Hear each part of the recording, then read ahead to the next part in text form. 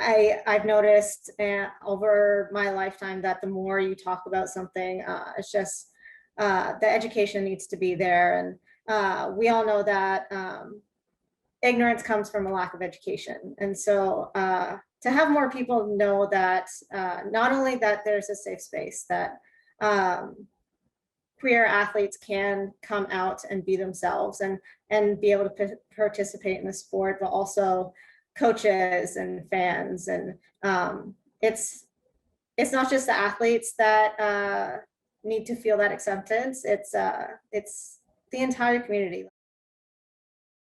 My name is Claire Buchanan, and I was born with a disability, spina bifida, and I've been a athlete from the age of 12. My mom got me started in sledge hockey, and over the years, I've gotten to play sledge hockey at a high level. I'm now on the national team. Been on the national team for 6 seasons now. And before that, I played wheelchair basketball both at the collegiate level and was in the national team program, but I never broke the Paralympic roster for wheelchair basketball. But at the same time, I got to be a student athlete at the University of Alabama and travel all over the place. Like, I got to go to Japan to play ball. And so even though I didn't make the Paralympic team for wheelchair basketball, it still gave me a lot of opportunities to travel and play the sport as well. And I've been a very open athlete. I am openly gay, and I came out when I was 16. Wow, you came out young. That's incredible. And Yeah. I don't think we have very many duo sport athletes that are basketball and hockey. That's a cool mix. They're 2 of my favorite sports, so I love that. Yeah, it's honestly been a lot of fun. I've been very lucky to have this as kind of my catalyst for where my life goes. How did Claire get into hockey? My mom right away realized that I needed obviously a community and friends that kind of understood me as a person with a disability, and reached out and found a local organization, the Mississauga Cruisers. They are now one of the largest para sports organizations in the country. They've produced a lot of Paralympians through not just their sledge hockey program, but their track and field, and also wheelchair basketball. So my mom took me to the arena. She said, you don't have to get on the ice today, but to just check it out, meet some people, and kind of get used to the environment. And honestly, right away, when I saw that it was, I mean, as a Canadian, I grew up watching hockey, right? So to see that the sport was just as fast and just as physical, and men and women were playing on the same ice together, and everyone was included. It's that next weekend I was on the ice, and I've been in love with this sport ever since. And we're lucky to have you. I mean, I've found doing these interviews that one of the main things that people really love is that community. In different ways, everyone's found community. What is it that you love about hockey? You hit it right on the head. It's the community. It's somewhere where I have been able to fully be myself and be authentic, and in turn, and it has allowed other people to do the same, and create a space that everyone can come and play hockey. And that's not just the sport that's our big message with sledge hockey in general. The sport and community itself is that anyone can play it. Yes, of course, when you get to a certain level, like the provincial team and the national team, you obviously have to have a disability. But up until then, you can play with your able-bodied friends. Everyone's able to play the sport, and that's the beautiful thing about it. And I've just found so much acceptance, and it's been fun. My best friends are from being a part of this community and the sport. That's wonderful. And I think that is sport, and that is like the beauty of sport in general, but of hockey, is the communities we find and the bonds and friendships that last a lifetime. That said, um, how could hockey be better for you as an individual with your intersection of identity, and also for the queer community as a whole?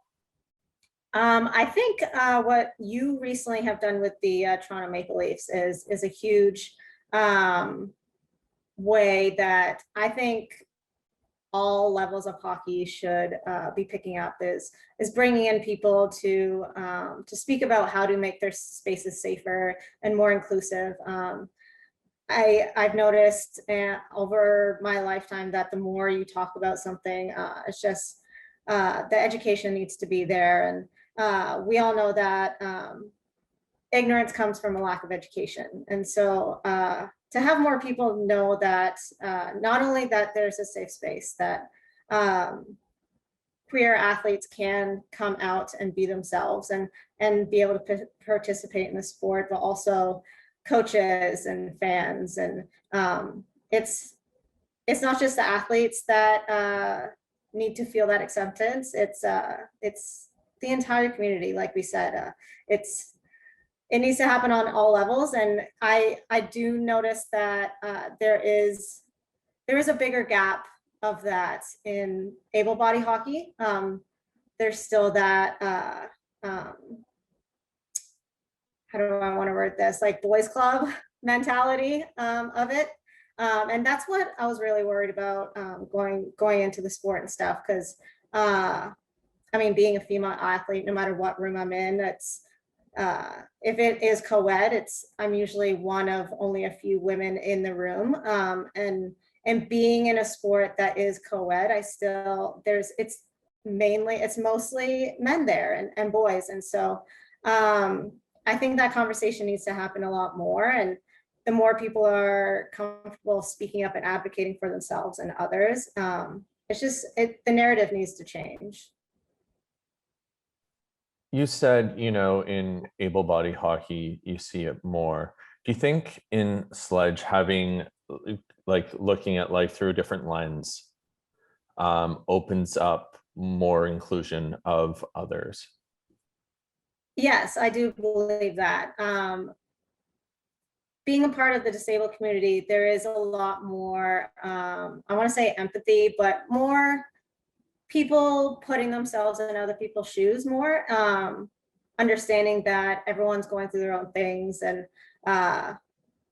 everyone has their own kind of thing going on in their life, or barriers. If you're living with a disability, you're faced with barriers every single day of your life, whether that be physical or financial, or just economics, and how the world is shaped to not have us fit in so much. And so there's that already underlying understanding of everyone's kind of going through their own things, and we need to understand and be empathetic and just considerate of that. I really like that. And I think that is so important for hockey to recognize and start looking and trying to bring people in who look at life through different lenses, so we can have different perspectives and make it the most inclusive sport and the most supportive sport that is out there. And we're falling short right now, in my opinion. With all that said, we just talked about, that was, a little less on the lighter note. And, what keeps you in hockey? Honestly, the next generation, other than like just pure love of the game. I love the game. I can't wait to get back on the ice. It's been right at 16 months since I've seen my teammates. And we've been training over Zoom and everything. It's been great to still connect that way and still stay in shape. And but yeah, I do it for them. Honestly, the women's game is not in the Paralympics yet, and I put everything I can into making sure that the next generation doesn't have to fight as hard as we currently do. again, because we're not in the Paralympics, we're not a carded sport either. So just like the women's game right now, we are paying to play for the national team. And so a lot of us, I mean, all of us are either in school or have jobs as well as being a national team athlete. And so that's, if that could be the one thing that I can help change, that would, like, medals are great and stuff, but at the end of the day, I want to make it easier for the next generation of athletes coming up, especially female athletes. That is so perplexing to me. I had no idea that that was the case. I think we all have to stand up to that and you know, push and use our voices and amplify voices so that it shifts, because that's not okay. Like that's Yeah, the biggest thing is that up until now, we've had a lot of momentum forward to get into the Paralympics with world championships starting soon for the women's game and stuff. And so before now, the next generation and younger girls were kind of worried that there wasn't anywhere to go with the sport. So that's the biggest issue right now, is just there isn't enough female teams internationally to have a tournament, because there isn't enough women actually getting into the sport, knowing that it's available and knowing that there's a path to go to, and that it's not just going to be a recreational sport for them. That's good to know. And it's another way that we have to make hockey for everyone and more inclusive and promote it to people so that it you know, there are enough teams in other countries. Yeah, and honestly, I love talking about it. I love being interviewed about it. Every chance I get to talk about it, I do. So it's yeah, it's really important. Well, I'm glad you shared that here, because I want to blast that and have other people recognize that too, because that needs to change, period. You know, what gives you hope for queer people in the sport? I think over the past couple of years, especially with 2020 hitting and a lot of stuff happening in 2020 that focused us on equality and amplifying the voices of people that haven't had the chance to have their voices heard. And I think we've had a big turning moment recently in that people are being more comfortable or more brave to speak up and say this needs to change. And I think at the end of the day, that just needs to happen more. Whether I know it took me quite a while to get comfortable speaking up as well, but I think the biggest thing is obviously when we're faced with any kind of discrimination or hate, that we have people speak up, not only for us but for themselves. And it's like events that have happened recently here in Toronto, on Toronto Island. People just aren't speaking up and kind of intersecting that in the moment. And for one, that's really scary on our part. And yeah, at the end of the day, everyone is just wanting to be their most authentic selves, and that shouldn't be matched with hate or negativity at all.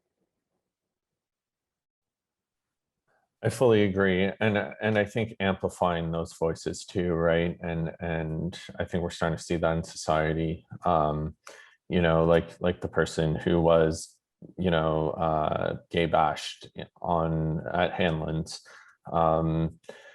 They started to receive a lot of like positive support too, and people were amplifying their message, and I spoke with them, and you know, there was some mistruths, I'll put it that way, try and be politically correct, in the media about some of it, and they were adamant and shared their story and continue to. And I think that is so critical, you know, in order to evolve it, and that we continue to shed light on Absolutely. folks. Yeah, even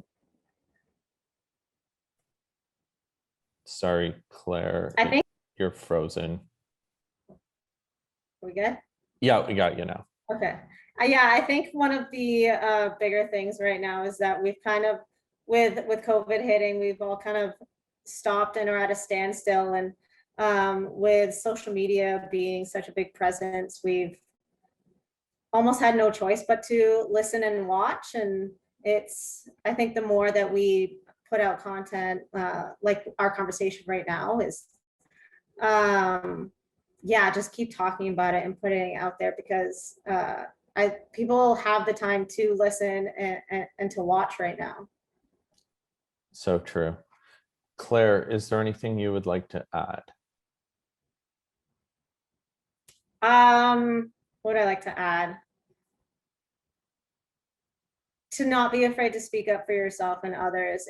I know it's scary, and it feels scary, but at the same time, it feels so empowering, and it gives you that power back of saying, no, this is what I deserve, and this is how I should be treated. And I think if we can all have that bravery, and at the end of the day, share it with kindness, that we can come to a place of understanding. And like I said at the beginning of our chat, negativity and hate comes from a lack of education and just not wanting to understand each other. And I think that's where what we need to do is just start trying to just understand each other better. And yeah, we're all just out here trying to live the life that we want to live, and have it be as authentic as it can be. I love that so much. And Claire, thank you for being your authentic self. Thank you for sharing. Thank you for being out there and being a voice of change in the world. And you're inspiring many, and hopefully this will continue to amplify that.